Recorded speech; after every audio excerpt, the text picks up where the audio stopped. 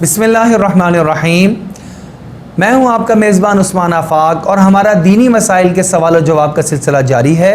एक सवाल ये पूछा गया है कि ये ज़कात के ऊपर जो फ़ज़ाइल हैं वो भी हासिल करने के लिए और हज करने के लिए इंसान का मालदार होना ज़रूरी है, तो क्या गरीब मुसलमान हज के सवाब से और ज़कात के सवाब से महरूम रह जाएंगे? तो इसका जवाब समाअत फरमा लीजिए। अल्लाह रब्बुल इज़्ज़त ने हर एक इंसान को माली एतबार से एक ख़ास हैसियत अता फरमाई है और उसी के मुताबिक उसके ज़िम्मे अहकामात लगाए हैं। ला युकल्लिफुल्लाहु नफ्सन इल्ला वुसअहा, इंसान को उसकी वुसअत से ज़्यादा मुकल्लफ नहीं बनाया गया। जिस इंसान को अल्लाह ने हज की अदायगी के लिए पैसे और रकम अता नहीं फरमाई उससे इसके बारे में सवाल भी नहीं होगा। और अगर वो ये नीयत रखता है कि अगर मेरे पास पैसे होते तो मैं जाके हज बैतुल्लाह की सआदत हासिल करके आता, इस नीयत के कर लेने की वजह से अल्लाह की ज़ात से उम्मीद है कि इंशाअल्लाह ताला अज़ीज़ इसको हज का सवाब भी मिल जाएगा। यानी हज के पैसे ना होने की वजह से हज ना करने का वबाल और गुनाह इसके नामे अमाल में नहीं दर्ज होगा। अब रह गई सवाब हासिल करने की बात, तो उसकी सूरत यह है ये दिल में नीयत करता रहे, या अल्लाह मेरी नीयत है सब हाजी हज पर जा रहे हैं, अगर मेरे पास पैसे होते मैं भी इस साल हज पर जाता।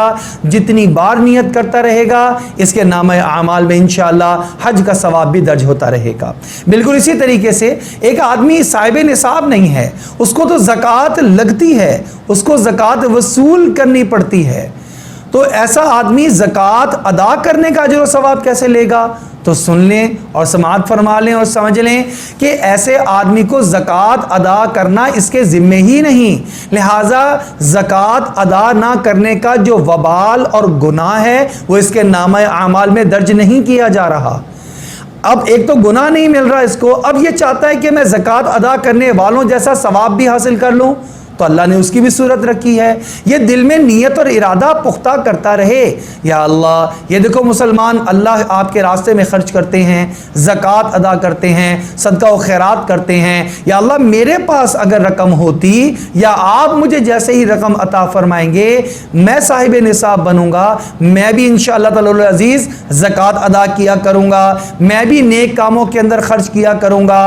तो इस नीयत की वजह से अल्लाह रब्बुल आलमीन की बाबरकत ज़ात से और वसी रहमत से ये उम्मीद की जाती है कि इंशाअल्लाह ये भी अजर और सवाब में इस ज़कात अदा करने वाले के साथ शामिल हो जाएगा। अल्लाह जल्ल शानहू से दुआ है अल्लाह रब्बुल इज़्ज़त हमें नेक आमाल करने की तौफ़ीक़ अता फरमा दे।